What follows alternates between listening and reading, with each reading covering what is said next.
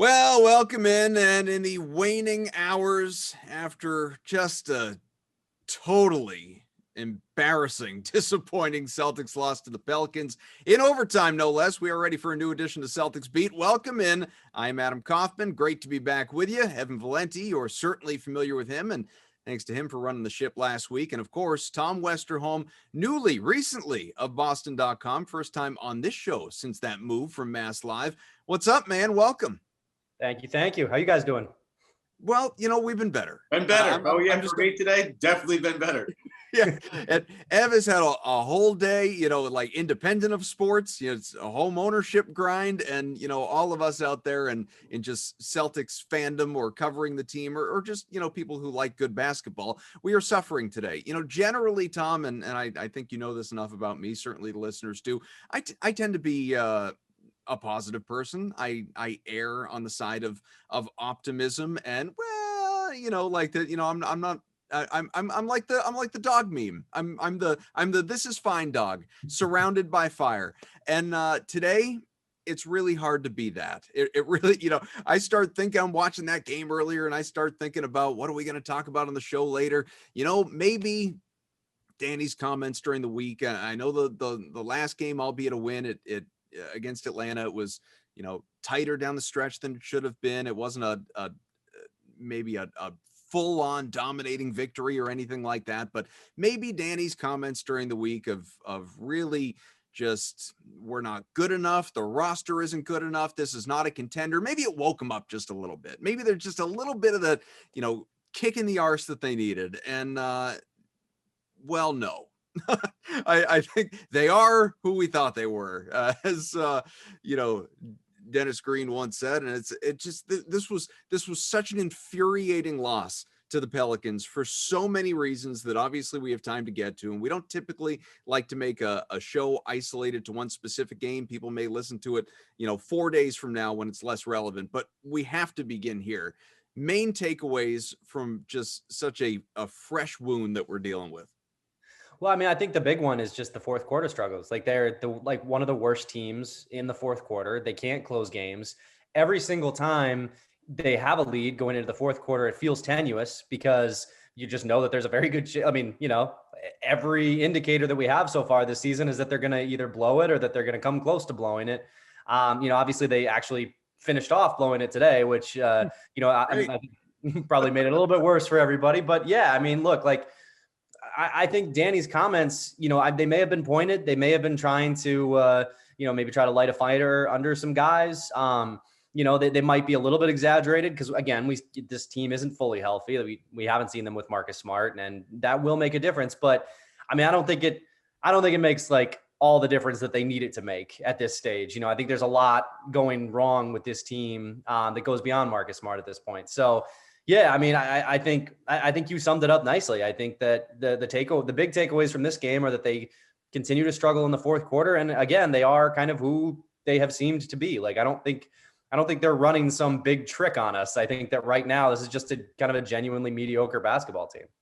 I'm not faulting Danny for it, but in multiple interviews and radio, print, whatever, he did lean on and this was true at the time, our desired starting five for the season has only been together for 20 minutes. 20 minutes, that's it. We're 30 games into the season at this point, 15-15 with this loss today.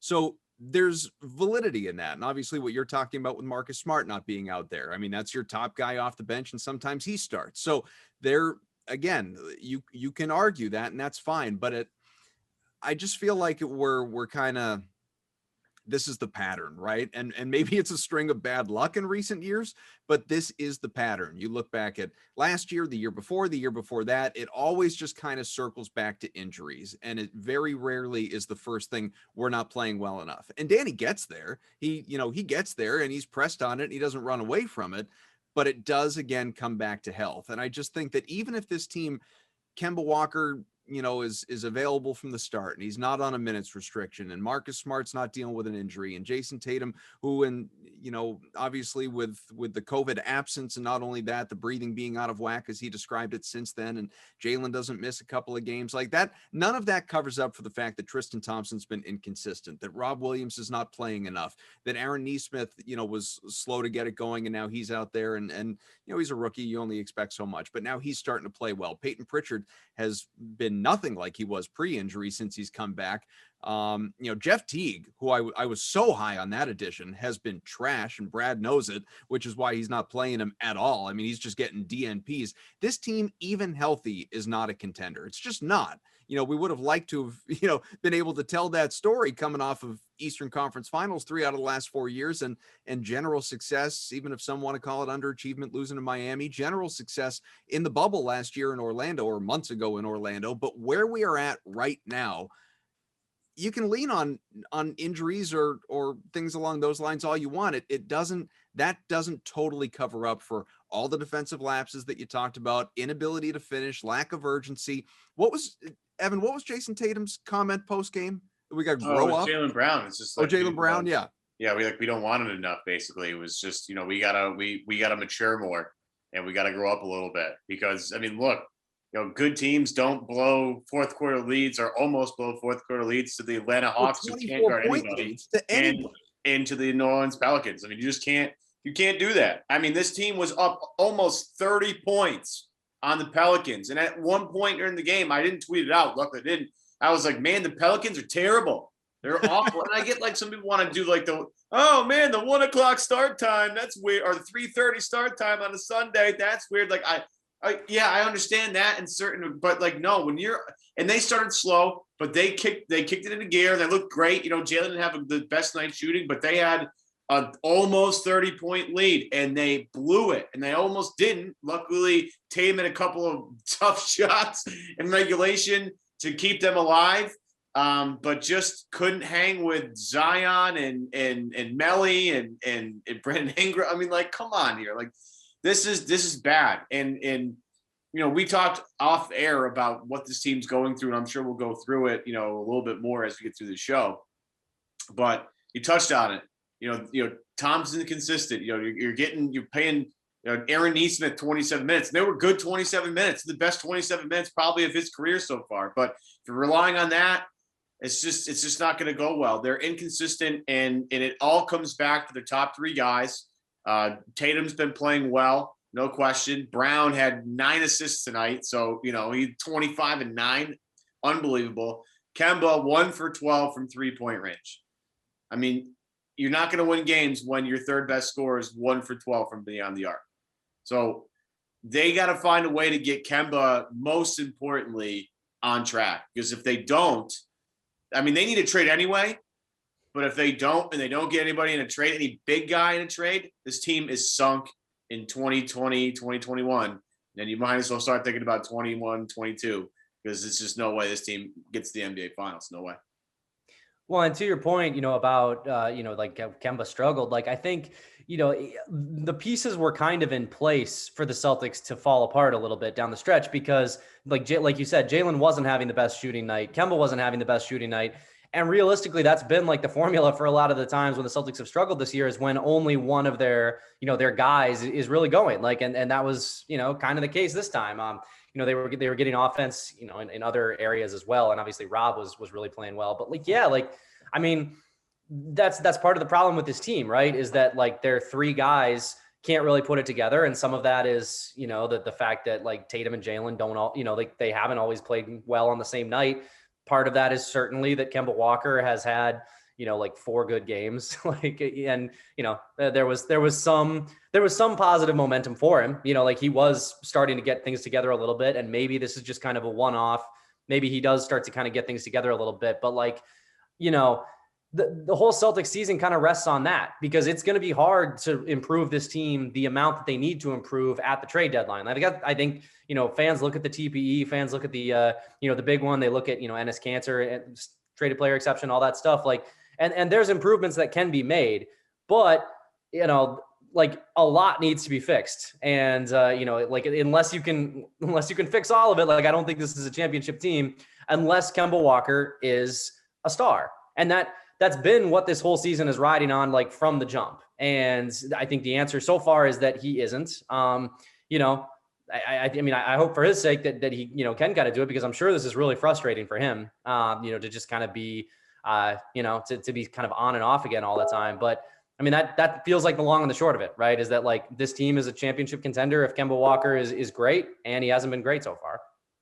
Kemba, his just recent game log, and he's, like you said, he's been playing better of late. Prior to this game today, he really had been 20 plus points a game, but more notable than that was shooting the ball well. And you look specifically at three. Now, he obviously had that, really was kind of miserable to come out of the injury, the all that he played in January, which wasn't much. The half dozen games he didn't shoot the ball well. To start February, didn't shoot the ball well. Recently, last game, 5 out of 8, 3 for 8 before that, 4 for 7 before that, 5 out of 8 before that.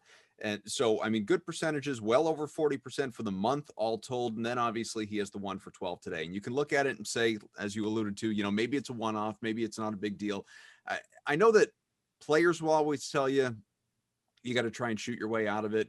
Coaches, Brad Stevens, a guy, philosophically, who views the game as he does, will certainly say you got to shoot your way out of it. Shooters got to shoot, all of that. But, at a certain point in time where you're 1 for 12 from 3 in a close game, do you need to back off? Do you need to lean more on your true stars, the guys that are guiding you night after night? Or should he just be continuing to fire away, hope it falls, because you'd rather he take a 3 than a Daniel Tice, a Semi Ojeleye, guys like that? I think that the Celtics are right to let him keep shooting for 2 reasons. Number one, like as much as sure, like you could say like, Jalen and Jason should have the bulk of it, but at the same time, they already do. Like those guys are being really, really worked right now. They're just being asked to do a whole lot. And, they're being asked to do a whole lot. I mean, Jalen's dealing with knee tendonitis. They're playing like every other night, if not every night. I know fans don't want to hear it, but like, and I know it's like true league wide, but like these guys are all exhausted. Like this is a really, really taxing, difficult season. And, I'm not saying that's like the reason for the Celtics struggles. I'm just saying like, that's why you can't, like, I don't think you can just go to Jalen and Jason and be like, I think we need a little more from you guys.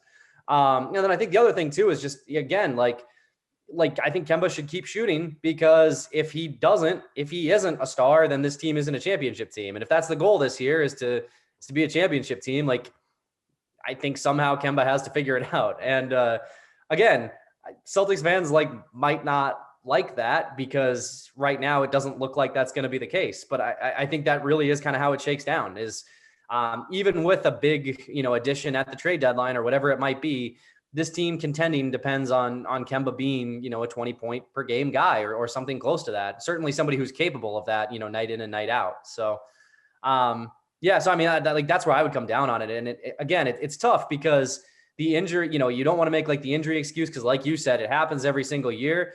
But like for better or worse, Kemba's knee is, could decide this entire season. So, I keep harping on it, but like it's pretty important that your third best player is a good player. To piggyback off that though, just because, Kemba's shooting 12 threes. A lot of people are like, well, maybe he should stop shooting.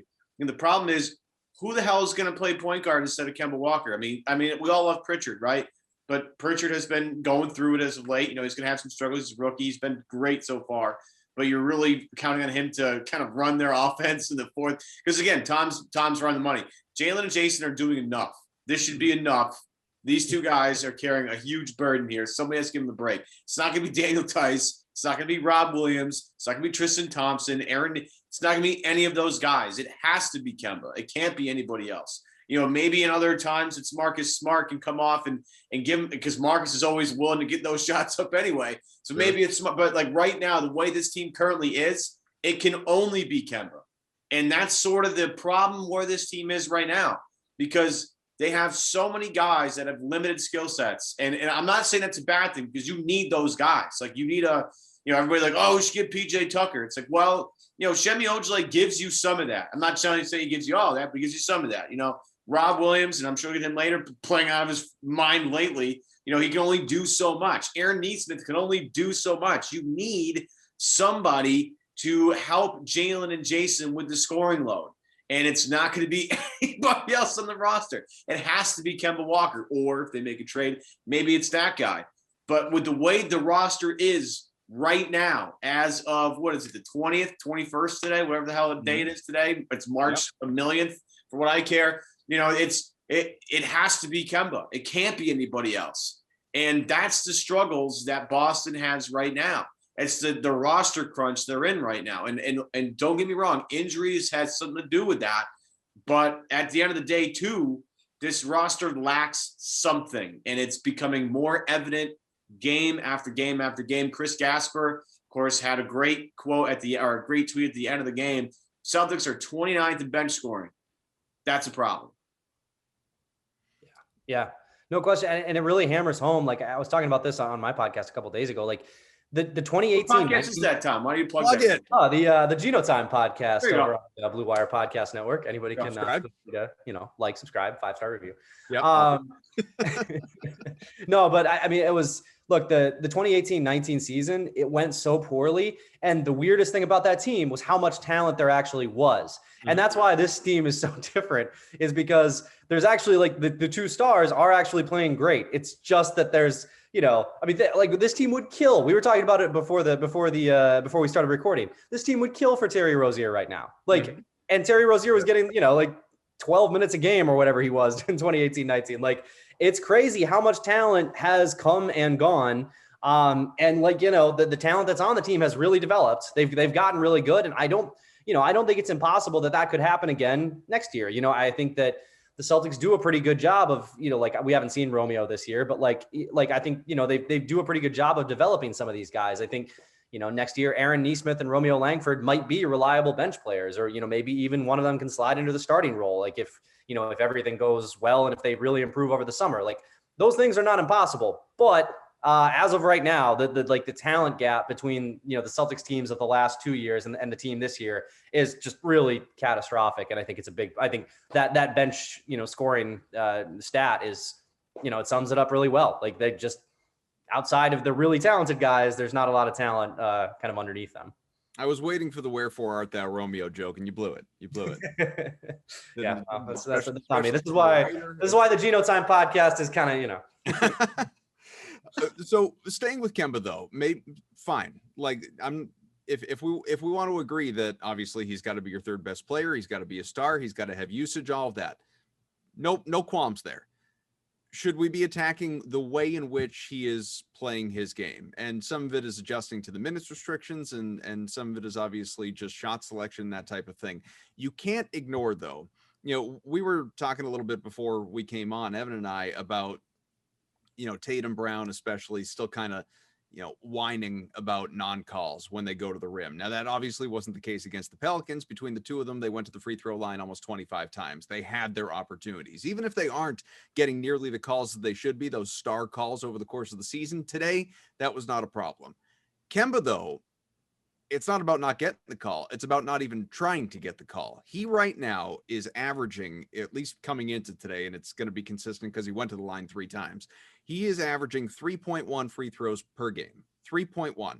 Now, his career average is 4.7. During his, earlier time with Charlotte, when he was really, the Kemba we all know and love, was consistently 5.5. How much do you think the knee is playing into him not even attempting to go to the line, to draw contact, to be that guy that he was before this issue came along? And how problematic is that? Well, I mean, it's they're 15-15, right? Or is that right? Or something like that. They're it's hugely problematic for sure. Look, I mean, he insists that it's not his knee, that he feels fine, and that might be the case. Like I don't know what his knee is doing, but if it's not his knee, then maybe like that's psychological. Then that's almost more concerning, right? Yeah. Is like if your knee's feeling great and this is how you're playing, like like that, like maybe maybe it's just another stage of his career, and and again, maybe not. Like I don't know. At this stage, it's difficult to say what it is with him, because there was that 4-game stretch where he was playing a lot better and he looked pretty good, and even today, he snuck a couple of those a couple of those layups where it looks like he should get blocked and then he doesn't. He just kind of sneaks it up there. He had a couple of those, and I think those are kind of a reliable indicator of maybe he is feeling a little bit better. So because he wasn't doing those early in the season. So I mean, realistically, I could see it either way. I could certainly see, the 4-game sample size being just noise. I could also see his 1 for 12 shooting night being just noise. I don't think he's a 1 for 12 3-point shooter. If he shoots 4 for 12, then this is a completely different game. So I don't know. I mean, that's a complete non-answer to your question, but it's certainly concerning because if like I said, if the knee is fine and this is how he's playing and this is just who he is, then that's a problem. But I'm certainly not going to tell people that it's not panic time, but I do think that there is still a chance that Kemba Walker looks a little bit more like the Kemba Walker that, everybody kind of knows. And if he isn't, then again, this team is kind of meh. You've alluded, Tom, a number of times here in the show to the TPE, and I know Danny was asked about it, certainly didn't express any sort of urgency to use it. Not that he would. I'm not surprised by that. You pay attention to what's out there on social media or on TV, the talking heads, writers even. I mean, I've heard arguments for JJ Redick. Don't agree with any of them. I've heard arguments for Al Horford. Loved him here. Nope, no thanks. Don't need to bring him back. If you're going to attempt to use that TPE, as I would assume Danny is at least attempting to do and exploring, and we'll see who becomes available. At that point in time, you're talking about, I know Evan would love to see a Harrison Barnes here. Who wouldn't? Nick Vucevic, you could certainly make a strong case for. People have floated, John Collins, who's not a TPE guy based on his money. He doesn't have to be, but obviously assets would have to go the other way. But that is a guy you would have to pay a significant amount of money to, given he turned down $90 million from the Hawks. That guy's getting ready to cash in. I would like to see a Collins type player brought in, or even some of the other guys that I mentioned, guys who are not 30 or on the wrong side of 30, guys who are, either mid 20s to upper 20s, who are experienced, who are, if not already established, budding stars in the league. I'm thinking less about, contending this year and more about a window. And putting yourself in the best position to compete long term. So all of that being said, how does this play out? Is Danny going to find a way to use this before the trade deadline? Are we looking at the offseason? Is he not going to use it at all? And who would you target?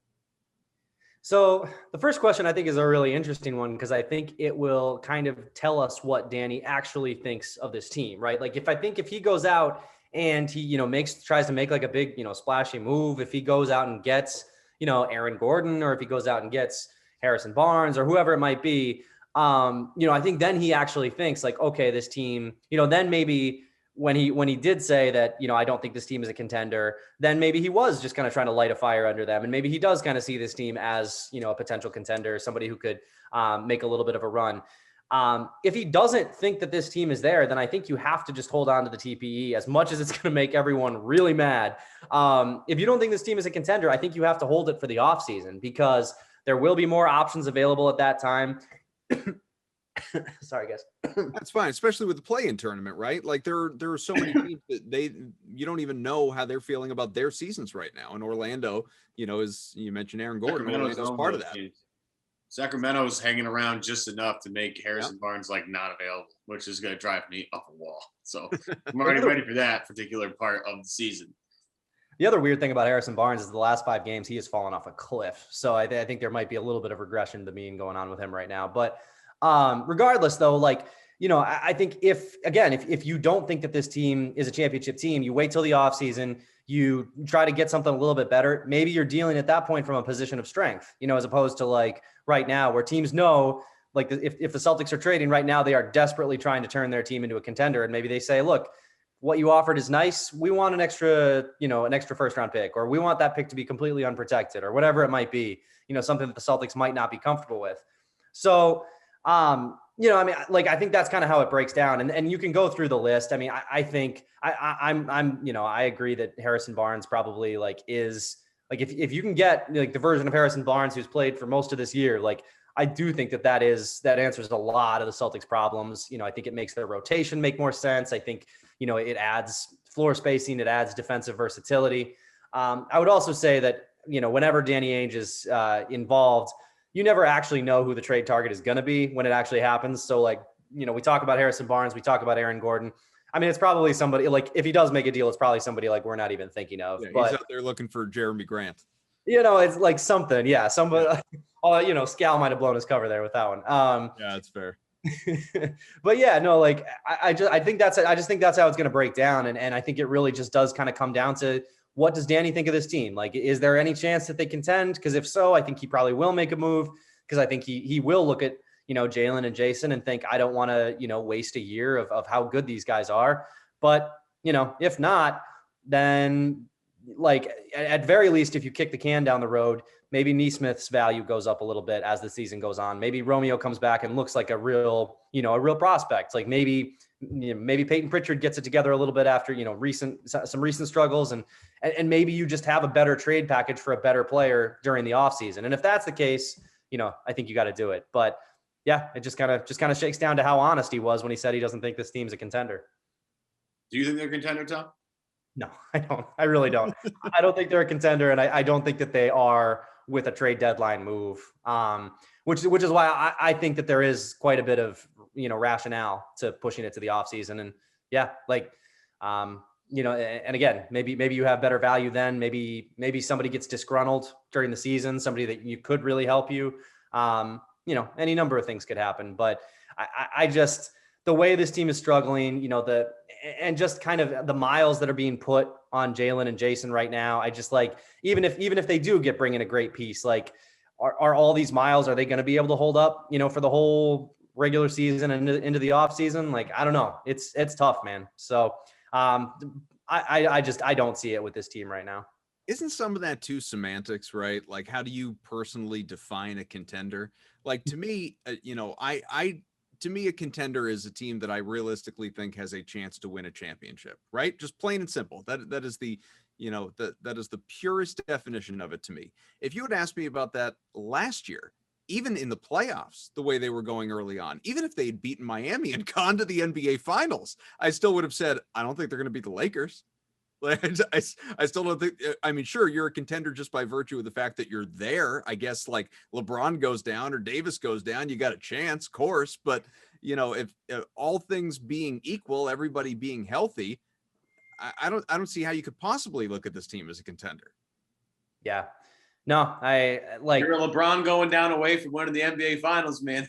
Right. That's what I mean. The guy's a robot. He doesn't go down. So it's, bad place to be.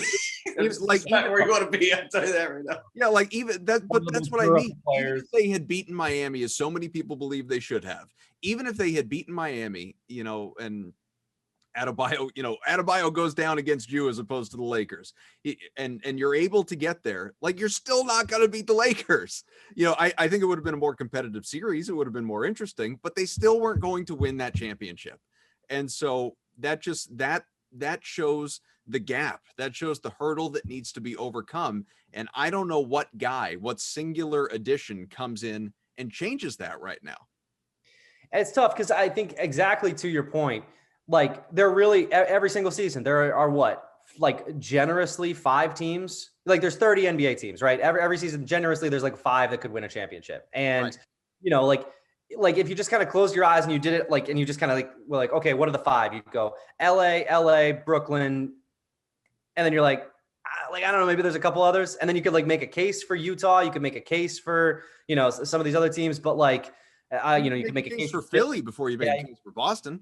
Exactly. You can make a case for you could definitely make a case for Milwaukee before you can make a case for Boston. Cause like they have problems in the, in the playoffs certainly, but like they also still have Giannis. So like, right.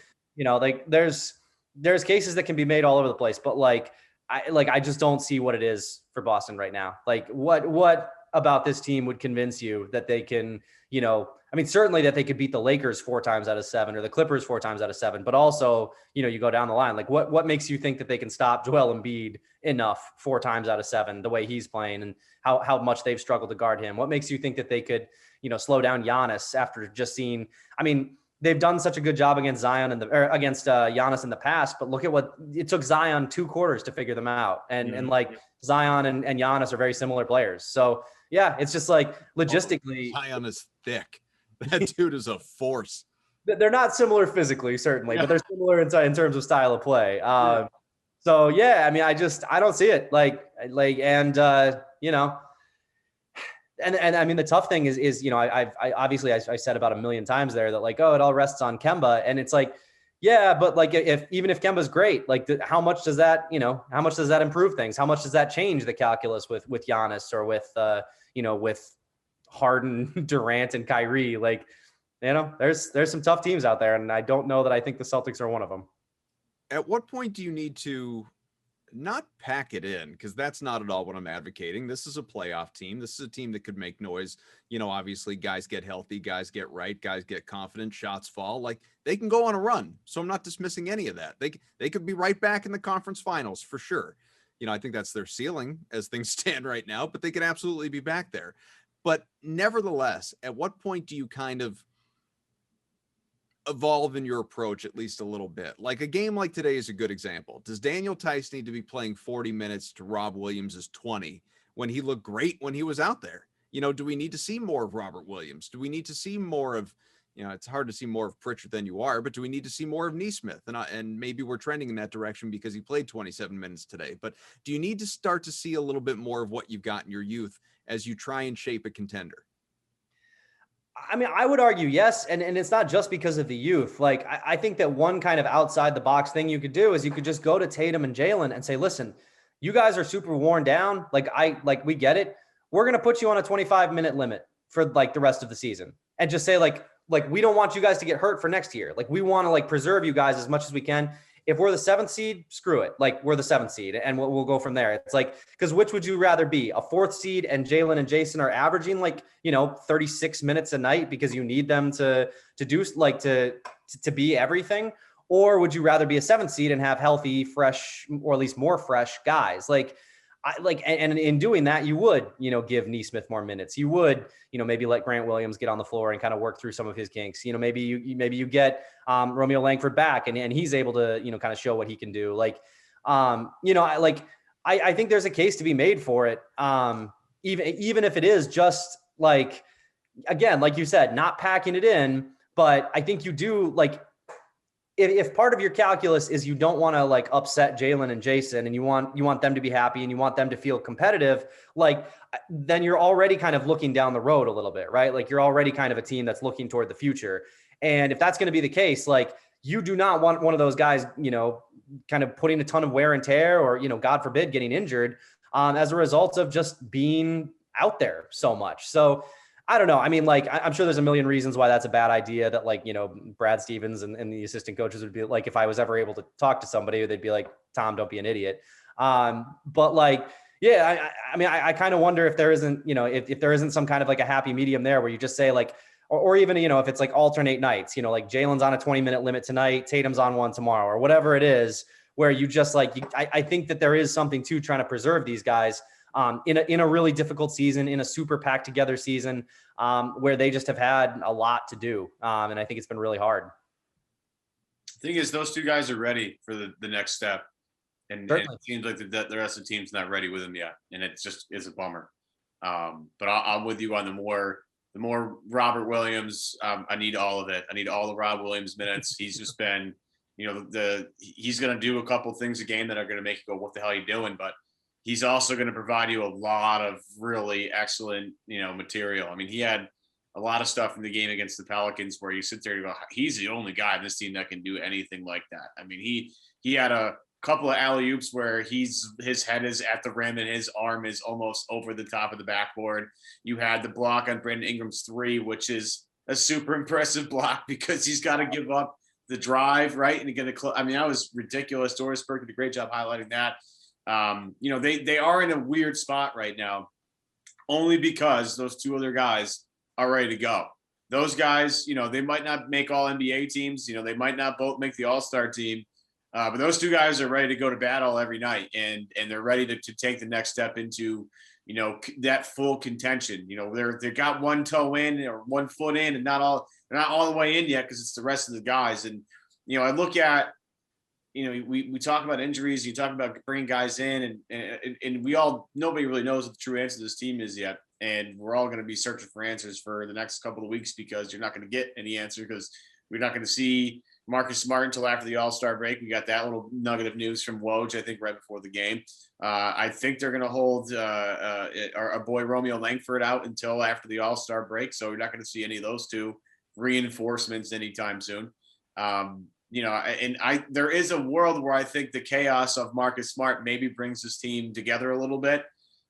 He is sort of the chemistry leader of this team. He's sort of the backbone, the heart and soul. I think Jalen's did a good job in the absence, trying to kick guys in the ass a little bit. I think Tristan Thompson's done the job of the veteran of trying to get everybody together. But you look at the whole rest of the roster, and you have Jalen and Jason, and they're just they're 41 minutes, both of them against the Pelicans. They're playing 36, 37 minutes a night to get wins, to barely squeak by. To Tom's point, like that's maybe something you have to think about the rest of the year is managing these guys' minutes, and because you heard. Was it Brad pregame? They said they got to monitor Rob's minutes for the rest of the year because they want to make sure he's fresh in the playoffs. Like I'd be more worried about resting the other two guys whose usage rates are got to be through the roof right now, considering the way the rest of the team's playing. I would be way more worried about that. I'd be way more worried about those guys being fresh because look, having a fresh Robert Williams when it comes to playoff time is gonna be nice. But if those two guys aren't healthy, there's absolutely no way in hell you sniff the conference finals over on the NBA finals. We might be just overlooking, and Tom brought it up before. We might not be making enough of a point about Jalen and the knee tendonitis that Danny dropped on us recently. I mean, maybe that's something that's worth monitoring and being a little bit more aware of going forward. Yeah, I think that's, all you have to do is look at Kemba and the bulky knee there and just be like, look, you don't want, I don't think you want to mess with long-term knee problems. Cause that's scary stuff. But just to Evan's point, just to the usage rate, it's kind of crazy right now. This is from Cleaning the Glass. Jaylen Brown, 29.6% usage rate, which is 95th among wings, 95th percentile. What was it last year? Do you have that handy? I can get it real quick. Yeah. So last year, show the difference between the two numbers. Certainly. So Jalen last year was 23.3. So it's gone up quite a bit lower than that. So 29.6 for Jalen, 31.6 for Tatum. That's 99th percentile. And Kemba, 30.2. That's 71st percentile among point guards. So those three guys have huge usage rates, and the rest of the team, the entire rest of the team is below average in usage rate, for their position. So again, even Kemba, who's struggling, they are putting a lot on these guys. And, and that's not a criticism of Brad because I don't know what else he's supposed to do. Can we get to that? Can we get to this whole Brad thing? Because I feel like people are. Yeah. Why is he on Brad a little bit, Tom? People are turning on Brad a little bit. And I'm of the idea that it's more Danny's fault than Brad's fault. Well, Danny said that. Danny's not running from that. Yeah, no, I would agree with that. I think when you look at the things that people complained about with Brad, it was stuff like the two big lineup, which has played pretty well in February. And that was what he was trying to do. He was trying to establish that. And he said the other day, yeah, they struggled, but if you look at our record, we won games during that stretch. So it was, that ended up working out okay. Or you look at, people like to rip on his rotations, and it's okay, but the rotations that he's working with now aren't working. He's trying to find things that work. So yeah, look, I don't think he's had a perfect season, but I think that the people who are just screaming fire Brad, fire Brad, fire Brad, one, what do you want Brad to be doing right now? He's playing his best players as much as he, physically can. And two, who do you want to replace him? Yeah. Sure. You can point to other coaches around the league and be well, that guy's doing this and it's really good. Or, Eric Spoelstra's doing this and it's really good. Or Quinn Snyder's doing this and it's really good. But Brad's defense until this year, pretty much every single year, the Celtics are a great defensive team under Brad Stevens. I don't know what's happening right now, but it feels unlikely to me that there is somebody out there, that there's a coach out there who is going to be, exponentially better than Brad and is going to somehow turn this group into a contender, as opposed to what Brad is doing. I think that the calls to fire him are, one, a little premature, and two, just not going to happen. Like, you guys might as well save your energy, because like Danny's made it pretty clear that Brad isn't going anywhere, and he just signed an extension. So I don't think Brad Stevens is going anywhere anytime soon. Yeah, I mean, obviously, Evan and I agree with you on that, and don't believe he should be going anywhere. Yeah. You know, which is an important distinction. You know, it's one thing to say he should go, but he won't go. We don't believe he should go. So, you know, you don't have to preach to us on that. That's for sure. But I'm sure there are plenty of people out there listening that you do. But I mean, I don't know. I guess building off of that before we do let you go, and I'm paraphrasing here, but Gary Washburn wrote recently that, you know, he believes, or I don't know if this came from a source or if this just is his own two eyes, but, you know, he's of the mind that, you know, maybe players are starting to tune Brad out a little bit. Are you seeing any of that? Is there a disconnect between the coaching staff and the players? Because if in fact that exists, then you do have a problem on your hands. Of course, and especially again because the biggest thing that you're trying to do right now is keep Jalen and Jason healthy. So if there is or healthy too, I suppose. Oh, Yeah, yeah. both. So like, yes, I mean, if that is a problem, then certainly you have to reconsider. And then I think, yeah, like if you're a smart franchise, then Brad's job would be in trouble. You know, when you talk to the players and when the players talk, like Gary, I mean, Gary really knows, like Gary's been around the game for a long time. Like you know, what he sees, there's probably something there.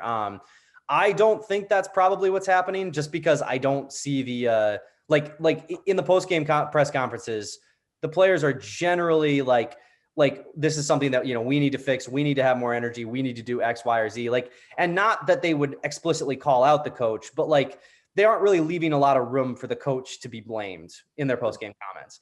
And maybe they're just like being smart with that stuff, because it's impossible to deny the larger point, which is that like this team is wildly, like, I don't know if they're underachieving or just not that good. Like whatever it is, like whatever the case is, they're 15-15 and people had higher expectations for, you know, the team that was in the Eastern Conference Finals last year. But I mean, you know, I don't know. Like, this is actually the most frustrating thing about this season as like a reporter, is that if I was in the locker room, I would feel like I had like a better sense of it, even though like players wouldn't just be like, hey, Tom, come here. Like, let me tell you why I think Brad Stevens sucks. Like, obviously that doesn't happen, but you're just like, you know, you're around things a little bit more. You have a better feel for it. It's just and you would, as you're saying, you would have the ability to, you know, if you have a better relationship with some guys than others, to, you know, go up to them and say, like, hey, just off the record, yeah, you know, you can't do any of that over Zoom calls. Exactly. Like, yeah, the Celtics aren't about to let you just, hey, can I pull Tatum aside for just a second off the Zoom call? Like, no, that's not happening. So yeah, I mean, it's really hard to say right now. And all we have to look at is, you know, what's happening on the court, which is not great. So something's going on. I don't know what it is, but whatever the case, like, you know, to give a Brad Stevens type answer, I think everybody's got to be better. So. Well, just, you know, have some stones, Tom. The next time that you talk to Brown, just say, you know, hey, I'm just wondering, are you guys tuning out the coach at all? I believe I would have to go back and look. I believe somebody did get asked that, or no, that might have been Danny on the Toucher and Rich call. But yeah, that makes sense. But yeah. That's a totally different format. For sure. So yeah, man, it's like it's tough to say, but whatever it is, something's gonna change real quick here. So. No, and clearly I'm not expecting you to ask that question. I mean, that would go really well. Man up, do it up. I don't know. Stir the pot. Maybe you would like to fire. Maybe Tom. Maybe you got with the guy that lights the fire underneath this team to try and get him in shape and get him in gear. I don't know. Maybe that's what it's gonna take. Just every Zoom call, just be like, hey, you guys tuning Brad out at all, or what's going on there? I could just. But again, that just to me, you could become the Johnny Miller. Just start to ask the tough questions. You know, every time. I loved it the other day. I'll give Chaim Bloom some credit. He laughed it off real quick. That was good stuff. Of course, Johnny Miller, legendary Johnny Miller. Yeah, absolutely. Kemba, I'm just curious: is there a reason that you don't try and draw contact and drive to the hoop at all anymore? Boom, done. We gotta get Johnny on the beat. Johnny and the Celtics beat would be fun. Absolutely. Tristan, do you feel like there's, I don't know, any chance that you weren't the right guy for the Celtics to sign? Just go ahead. What? Yeah. Jeff, wondering, Jeff, if you're ever going to play again. No. I feel bad for Jeff, man. Like I really do. Like they signed him for $2.5 million. Like they did not sign this guy to be like the answer to everything off the bench. Like they didn't pay him that kind of money. They paid him like almost like a, not quite the minimum, but not a lot of money. And then when he, they brought him in to be better than Brad Wanamaker, which was not a huge ask. That is fair. Which, yeah, I mean, they probably would like to have Wanamaker back right about now. But like one way or the other, they brought in this guy. They didn't pay him that much, and like he made a bunch of threes in the preseason, and I feel like a lot of people were like, "Oh my goodness, like this guy is the answer. This guy is everything that." Raise his hand. In fairness, I didn't need him to hit all those threes. I said it when they signed him. Well, look, I mean, there was rationale for it. Like, if you look at his numbers, like there was actual rationale behind it, even like last year. But yeah, like turns out the guy's making 2.5 for a reason. So yeah, he's taking 2.5 is what he's doing. I don't know if he's earning it. Good work if you can get it, man. Yeah, right. Keep getting them checks. That's that new BDC contract. That's right. Yeah, that's about my salary for sure. Half dozen games before the All-Star break, folks. Dallas coming up on Tuesday, so depending on when you're listening, maybe that's tomorrow. You've got in Atlanta continuing and wrapping up that road trip on Wednesday, and then Friday at home against Indy, home against Washington, then Tuesday finishing up the homestand with LA, that's the Clippers, and then a game against Toronto, and that'll be the break. Do you just, I don't know, prediction time, and then we'll let you go. Are Tatum and or Brown all-stars? And second to that, just your opinion, should they be going in the first place if they are? I think they'll both be all-stars. I think they should be. Should they be going? Look, man, I don't see any reason to be having an exhibition game. I mean, I get why the NBA is doing it. Like, it's money. Like Adam Silver can say whatever he wants about like the fans this, the fans that. It's an important game, all of that. But like, it's money. So I hope that everybody comes out of it unscathed, because I would have concerns about gathering all of your best players in the league in one place and potentially exposing them all to like if something goes wrong, there's a lot of sure, this might like help you financially, but also there's a lot of your product is going to be present at this game. So I mean, I really hope everybody just like stays healthy, because I would have a lot of concerns about it. Well, and by the way, are we just assuming all the Atlanta strip clubs are going to be closed that night? Right. You know, Harden's going. Harden's making it, so buckle the hell up, everybody. Come on now. Like, it's not going to be like Jalen to go do something with, some great thing that he always does. He'll go out and march around, but Harden's going to the club, and they're already preparing for it. Wear your mask. Yeah, I mean, I think it was Atlanta's mayor was talking about how like, well, don't everybody go crazy. Like, it's like, what do you expect them to do? Like, everybody's lost all this money during the pandemic anyway. There's this one opportunity to make some. Of course, people are going to try. So. No, but I love even the people of Atlanta, like leadership, are like, don't do this. Exactly. Yeah. Don't bring this chaos to our city. This is a bad idea. We don't need this. Our thanks, as always, good friend of the program, Tom Westerholm, who of course hosts the Geno Time podcast. You should make sure you check that out. Subscribe, listen, 5-star rating, all the same stuff that we tell you about this show, and it does apply, folks. We appreciate it.